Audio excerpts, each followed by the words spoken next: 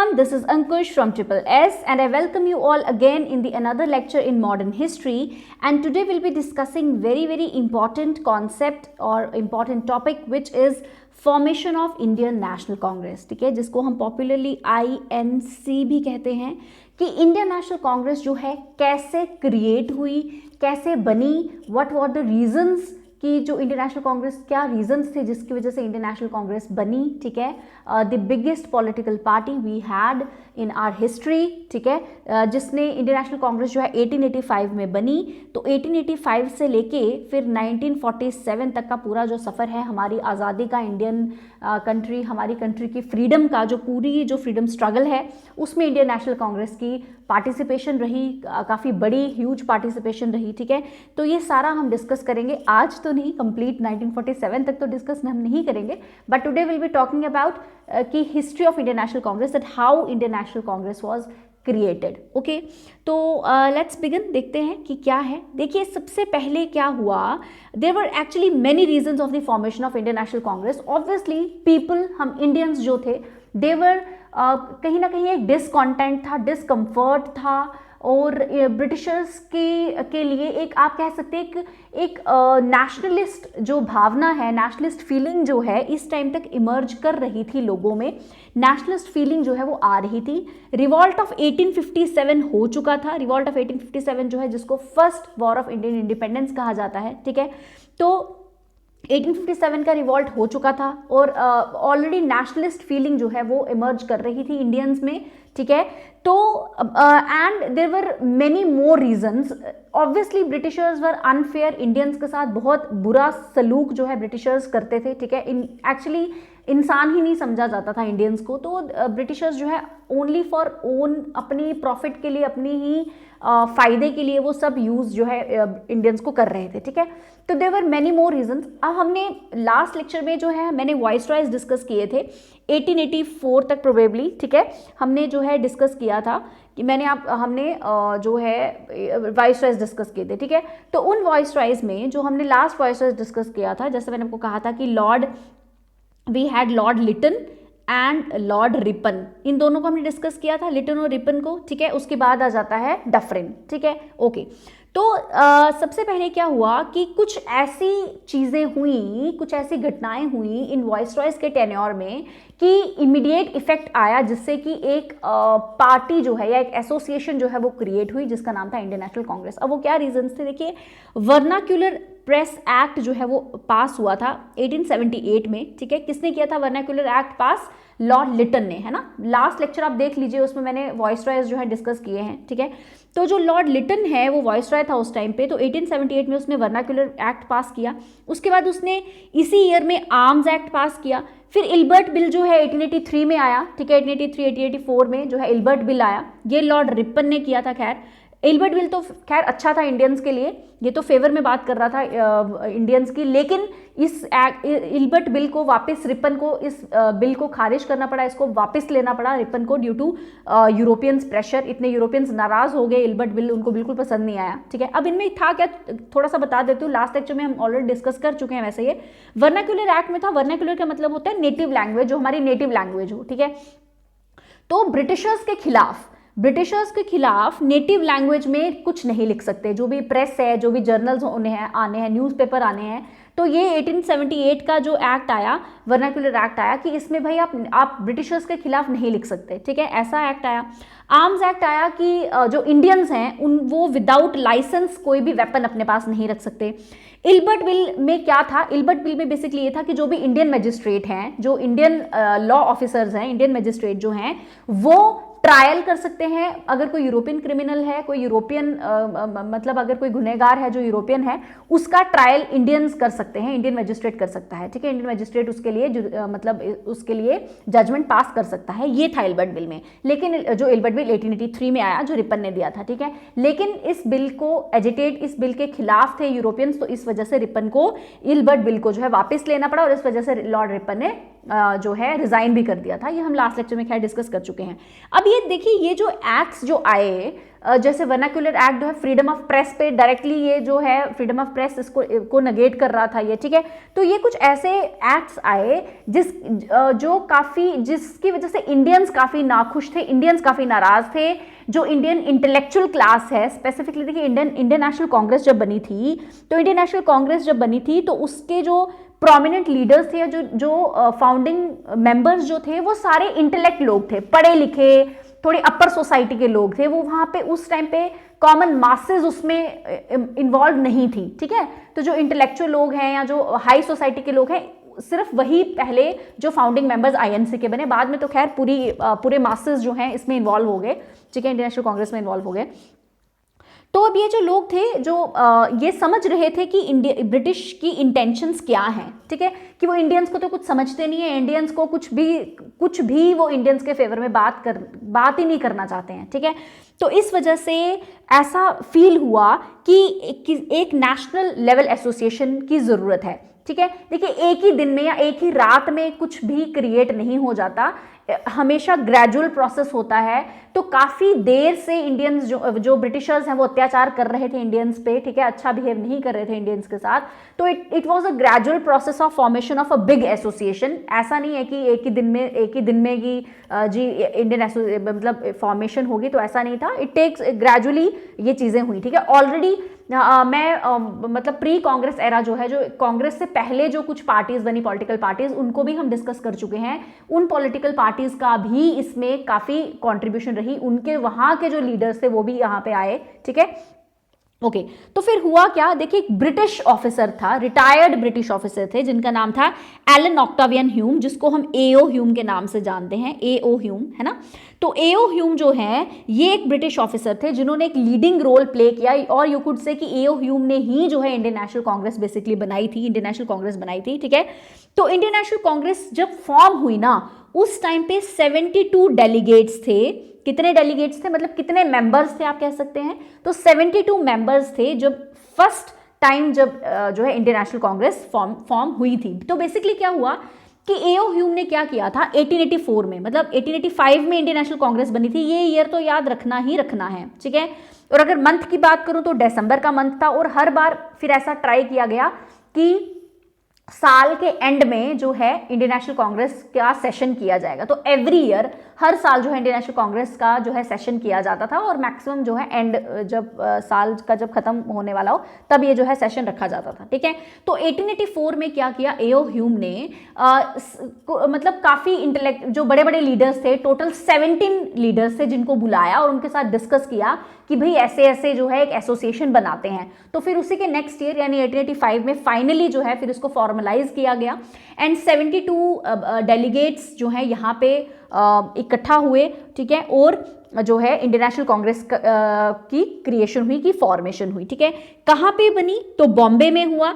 28 से 30 दिसंबर के बीच में ये मीटिंग चली थी, ठीक है। मतलब आप कह सकते हो कि 28 दिसंबर को जो है 28 दिसंबर 1885 को फॉर्मेशन हुई इंडियन नेशनल कांग्रेस की, बॉम्बे में हुई थी, ठीक है, तो याद रखिएगा। ओके, एओ ह्यूम ने क्या किया कि जितने भी उस टाइम पे के जो प्रोमिनेंट लीडर्स थे उन सबको बुलाया और उन सबकी कोऑपरेशन डिमांड की इन द फॉर्मेशन ऑफ कांग्रेस, ठीक है।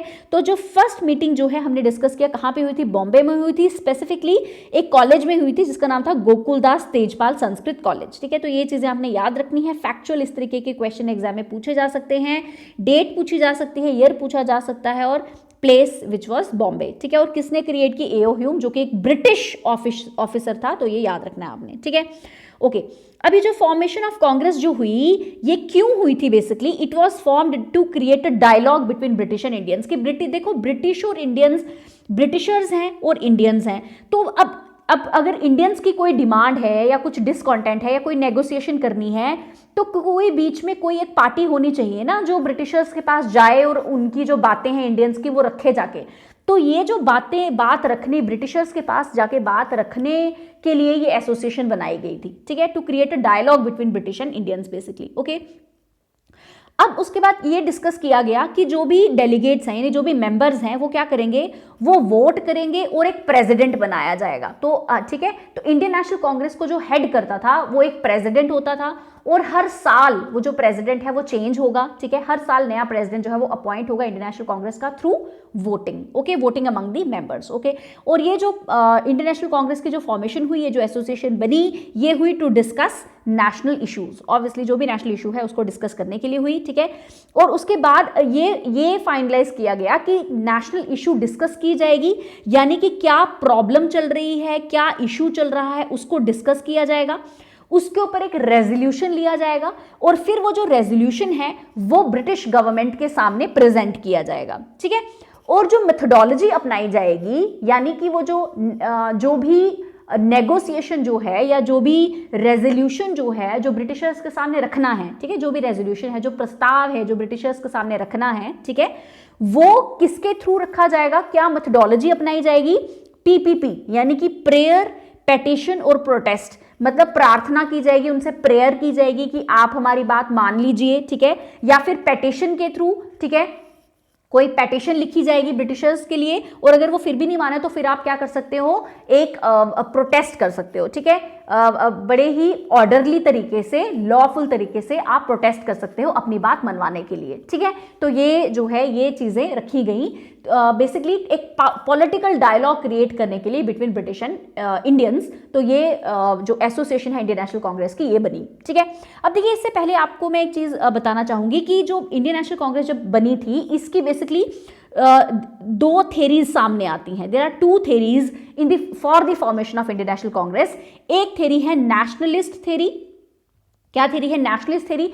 नेशनलिस्ट थेरी बेसिक, और एक थेरी है, एक है नेशनलिस्ट थेरी, एक है safety valve theory. Two theories are there in the formation of Indian national Congress. एक है नेशनलिस्ट थेरी और एक है सेफ्टी वेल्व थेरी, ठीक है। अब नेशनलिस्ट थेरी क्या है? नेशनलिस्ट थेरी यही है जो अभी हमने डिस्कस किया कि क्या हुआ कि जो इंडियंस हैं, ठीक है, देवर उनको लगता था वो काफी डिप्राइव्ड हो रहे हैं, ठीक है, उनके साथ अनजस्ट बिहेव कर रहे हैं ब्रिटिशर्स, ठीक है। देखिए, बहुत सी अनजस्ट तरीके थे, जैसे वर्नाक्युलर एक्ट ही लगा लीजिए, इल्बर्ट बिल लगा लीजिए, ठीक है, कि कोई क्रिमिनल है, यूरोपियन क्रिमिनल है, तो उसको इंडियन जज क्यों नहीं उसको सजा दे सकता? ये ऐसी तो कोई बात नहीं हुई, ह्यूमन राइट्स की हाँ कुछ कोई बात ही नहीं थी, ठीक है। तो there were so many things, जैसे कि हमने डिस्कस कर चुके हैं ऑलरेडी कि जो इंडियन सिविल सर्विसेज हैं उसकी मैक्सिमम एज जो है वो 19 कर दी गई, ठीक, क्योंकि ताकि इंडियंस उसमें पार्टिसिपेट ही नहीं कर पाए, क्योंकि इंडियंस को जाना पड़ता था उस टाइम पे ब्रिटेन, लंदन जाके एग्जाम देना पड़ता था, ठीक है।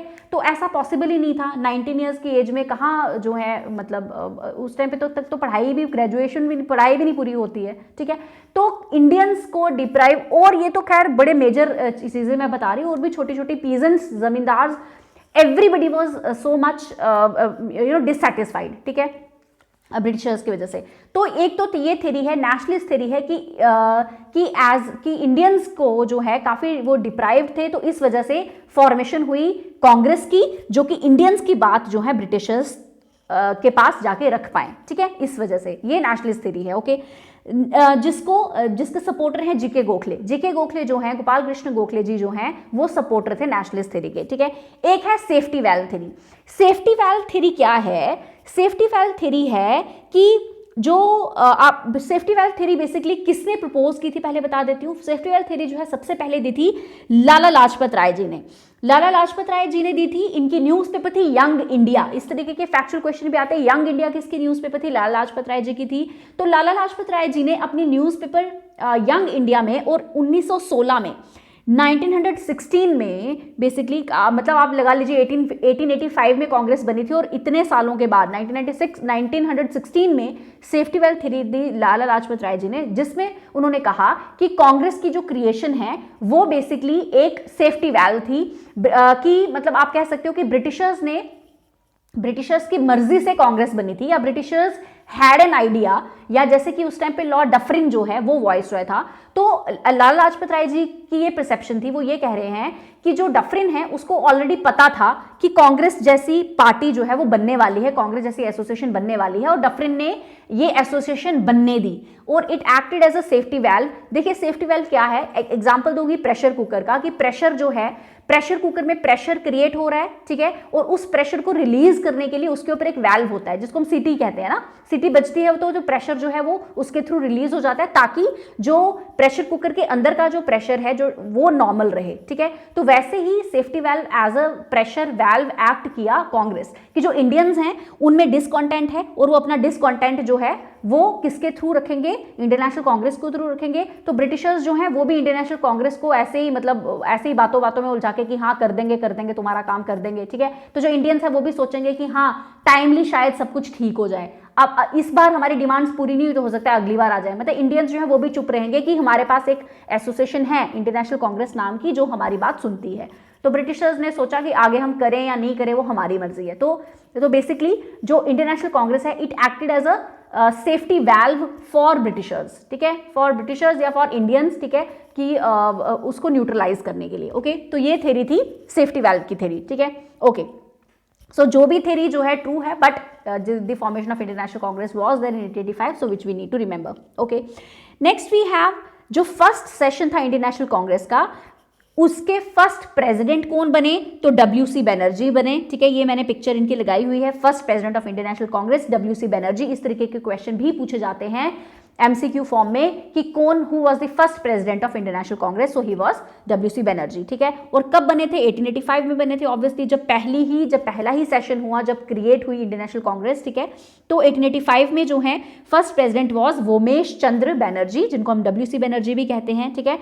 अब इन्होंने क्या किया, डब्ल्यूसी बनर्जी ने क्या कहा कि ऑब्जेक्टिव क्या है कांग्रेस का, ऑब्जेक्टिव क्या है फॉर्मेशन ऑफ कांग्रेस का, कि डिफरेंट जो पार्ट्स ऑफ द कंट्री के जो लीडर्स हैं उनको एक साथ लाना, ठीक है, और जो भी प्रीजुडाइस है रेस की, रिलीजन की, ठीक है, उन सबको हटाना बेसिकली। ओके, तो ये जो देखिए स्टार्टिंग जो फेज है, जो फर्स्ट सेशन था इंडियन नेशनल कांग्रेस का, उन्होंने क्या किया, इस टाइम पे क्या हुआ, 9 रेजोल्यूशंस वर पास्ड। कितने रेजोल्यूशंस पास हुए, 9 रेजोल्यूशंस वर पास्ड, या फिर आप कह सकते हो 9 डिमांड्स जो हैं वो रखी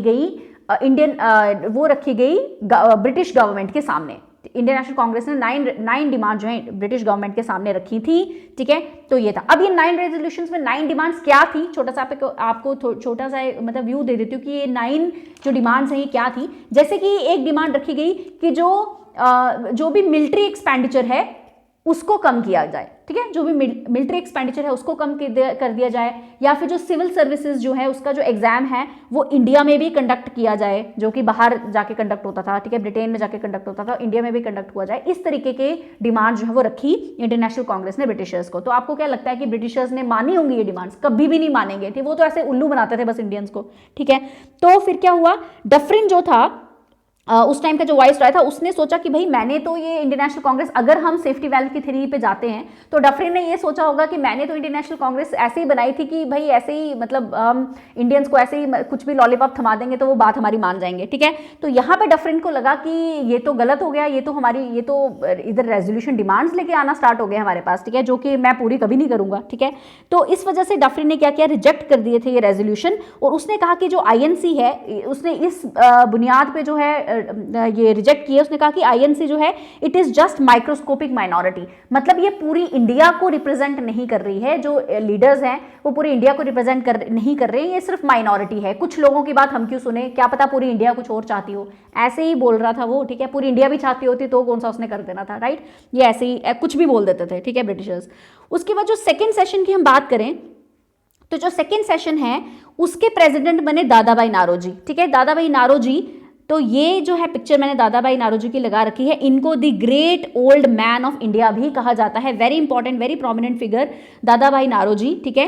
तो सेकंड सेशन कब हुआ, 1886 में हुआ, है ना। देखिए फर्स्ट सेशन में क्या हुआ था, बेसिकली फर्स्ट सेशन जो है 1885 में जब हुई थी, वहां पे जनरल रूल्स और रेगुलेशंस बनाए गए, आईएनसी के, इंडियन नेशनल कांग्रेस के जनरल रूल्स ले डाउन किए गए कि जैसे हर साल जो है सेशन रखा जाएगा, हर साल जो है प्रेसिडेंट अपॉइंट होगा, ठीक है, इस तरीके से। अब जो नेक्स्ट सेशन बना 1886 में बना, कहां पे हुआ था नेक्स्ट सेशन, कैलकाटा में हुआ था। दादा भाई नारोजी जो है he was the second president of INC. इस तरीके के क्वेश्चन भी पूछते हैं, सेकंड प्रेसिडेंट कौन थे, तो दादा भाई नारोजी थे, ठीक है। ओके, अब क्या हुआ कि इस जैसे कि मतलब इस सेशन में क्या इंपॉर्टेंट रहा कि एडसन कमेटी जो है वो बनाई गई 1886 में। एडसन कमेटी में क्या था बेसिकली कि जैसे मैंने आपको बताया कि जो फर्स्ट जो सेशन था उसमें एक डिमांड रखी गई थी या एक 9 रेजोल्यूशन पास हुए थे, है ना। तो एक रेजोल्यूशन ये रखा गया था कि जो सिविल सर्विस का एग्जाम है वो एक तो इंडिया में कंडक्ट करवाया जाए और एज जो है सिविल सर्विसेज की उसको भी देखा जाए, थोड़ी एज जो है इंडियंस के लिए इंक्रीज की जाए, ठीक है। तो इस सबको देखने के लिए फाइनली फिर क्या हुआ, एडसन कमेटी जो है वो फॉर्मुलेट हुई थी to look into the matter of public service basically, ठीक है। जो इंडियन बात थी, ठीक है, जो एग्जाम की बात थी, सिविल सर्विसेज की जो एग्जाम की बात की थी, उस पे बेसिकली एडसन कमेटी जो है वो बिठाई गई थी, ठीक है। और again who was the viceroy, यहाँ डफरिन ही था अभी तक, ठीक है। कांग्रेस ने जो है वो डिसाइड किया कि वो प्रोविंशियल कांग्रेस कमेटीज जो है वो बनाएगी अक्रॉस द कंट्री, ठीक है। जो भी प्रोविंसेस हैं, छोटी छोटी जो प्रोविंसेस हैं इंडिया में, उनके वहां पे भी जो है कांग्रेस की कमेटीज क्रिएट की जाएंगी, यानी कि थोड़ा एक्सपैंड करने की कोशिश की कांग्रेस की यहाँ पे, ठीक है। अब सर सईद अहमद खान के बारे में ऑलरेडी मैं पढ़ा चुकी हूँ आपको, ठीक है, जब हमने सोशल रिफॉर्म मूवमेंट्स किए थे, ठीक है। तो सर सईद अहमद खान जो हैं वो क्रिटिसाइज करते हैं यहाँ पे किसको, फॉर्मेशन ऑफ कांग्रेस को।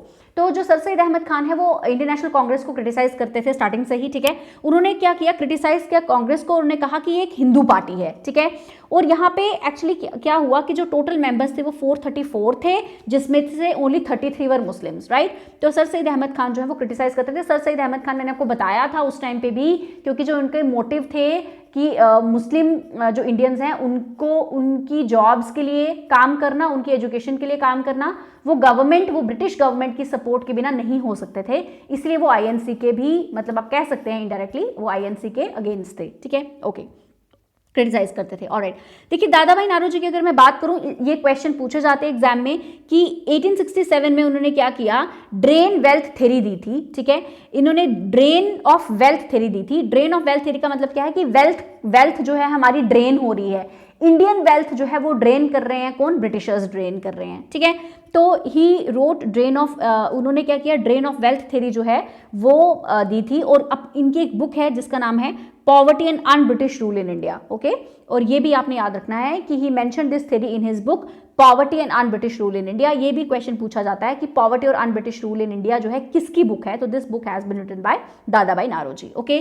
और दादा भाई नारोजी की एक एसोसिएशन भी थी, he founded East India Association in London में 1886 में इन्होंने ईस्ट इंडिया एसोसिएशन बनाई थी, ठीक है, to discuss Indian question influence public men in England to promote Indian welfare. ये हम ऑलरेडी डिस्कस कर चुके हैं, ये भी हम ऑलरेडी डिस्कस कर चुके हैं, ओके, ऑलराइट।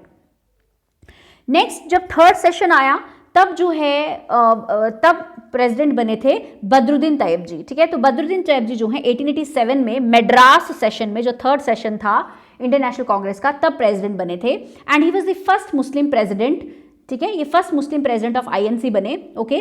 तो सर सईद अहमद खान ने यहाँ पे भी जो है क्रिटिसाइज किया, अगेन क्रिटिसाइज किया इंडियन नेशनल कांग्रेस को, ओके। और उन्होंने कहा कि जो मुस्लिम्स हैं उनको कांग्रेस को बायकॉट कर देना चाहिए, ठीक है। तो ये आपने याद रखना है। और इस टाइम पे इंपॉर्टेंट ये है, ये जो थर्ड जब कांग्रेस सेशन बैठा था, थर्ड कांग्रेस सेशन जो बैठा था, इसका इंपॉर्टेंस ये है कि इस सेशन में क्राफ्ट्समैन, स्मॉल बिजनेसमैन, वर्कर्स, ये सब भी जो है पार्टिसिपेट करते हुए दिखेंगे आपको इंडियन नेशनल कांग्रेस में। इन सब ने भी पार्टिसिपेट किया था। और फर्स्ट टाइम यहाँ पे वर्नाक्यूलर लैंग्वेज में जो है ये सेशन जो प्रोसीड हुआ था वो नेटिव लैंग्वेज में हुआ था। उससे पहले इंग्लिश में जो है, इंग्लिश में या जो ठीक है, ज़्यादातर इंग्लिश में ही जो है वो चलता था इंडियन नेशनल कांग्रेस की जो प्रोसीडिंग्स हैं, ठीक है, क्योंकि हाई इंटेलेक्चुअल लोग ही बैठते थे। अब जो है वो क्योंकि क्राफ्ट्समैन, स्मॉल बिजनेसमैन, वर्कर्स भी आने लगे, तो इस वजह से वर्नाक्यूलर लैंग्वेज में फर्स्ट टाइम जो है थर्ड इंडियन नेशनल कांग्रेस का सेशन जो है चला था, ओके। प्रेसिडेंट कौन थे, Badruddin Tyab ji, and first Muslim president of Indian national Congress, याद रखना है आपने, इंपॉर्टेंट है, 1887 में मद्रास सेशन में, ओके, ऑलराइट। उसके बाद फोर्थ सेशन की बात करते हैं। तो जो फोर्थ सेशन है उसके बाद क्या हुआ कि जो बदरुद्दीन तैयब जी थे, इन्होंने काफ़ी अपील की मुस्लिम्स को to participate in Indian national Congress. उन्होंने कहा कि ऐसा नहीं है कि it is just a Hindu party. तो उन्होंने अपील की सभी मुस्लिम्स को बेसिकली कि आप जो है इंडियन नेशनल कांग्रेस में पार्टिसिपेट करिए, ठीक है। तो फोर्थ सेशन की जो बात है, फोर्थ सेशन हुआ था इलाहाबाद में, 1888 में हुआ था। जॉर्ज यूल जो हैं ये इसके प्रेसिडेंट थे। जॉर्ज यूल जो है एक स्कॉटिश पॉलिटिकल इन्फ्लुएंशियल थे और ये काफ़ी सिंपथाइज करते थे इंडियंस के साथ, ठीक है।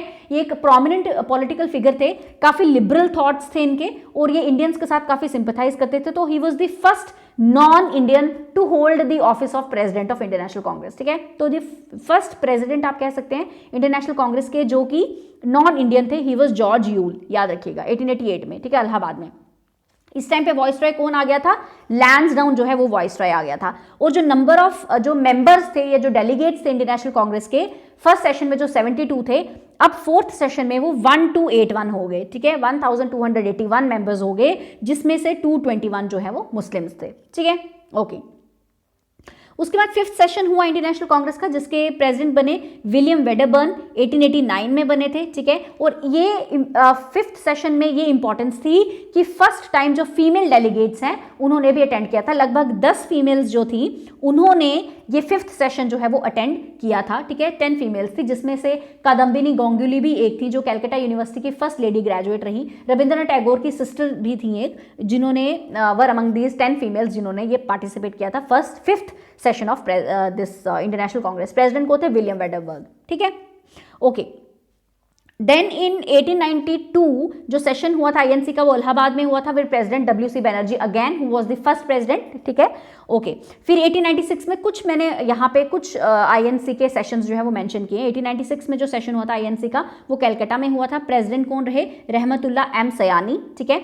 उसके बाद 1904 का जो सेशन हुआ था इसमें प्रेसिडेंट ऑफ आईएनसी बने हेनरी कॉटन, बॉम्बे में, ठीक है। देखिए कई बारी क्या है, ब्रिटिश जो ऑफिशियल्स थे वो भी इंडियन नेशनल कांग्रेस के प्रेसिडेंट बने थे स्टार्टिंग में, ठीक है, ओके। यहाँ पे इंपॉर्टेंस ये है कि जो जिन्ना हैं इन्होंने क्या किया था, कांग्रेस ज्वाइन की थी 1904 में एंड अटेंडेड इट सेशन, ठीक है। जिन्ना ने कांग्रेस कब ज्वाइन की थी? 1904 में ज्वाइन की थी, याद रखिएगा, ठीक है। अच्छा, अब यहाँ पे जो है लॉर्ड कर्जन आ गया था। लॉर्ड कर्जन जो है ठीक है वाइसरॉय बन गया था।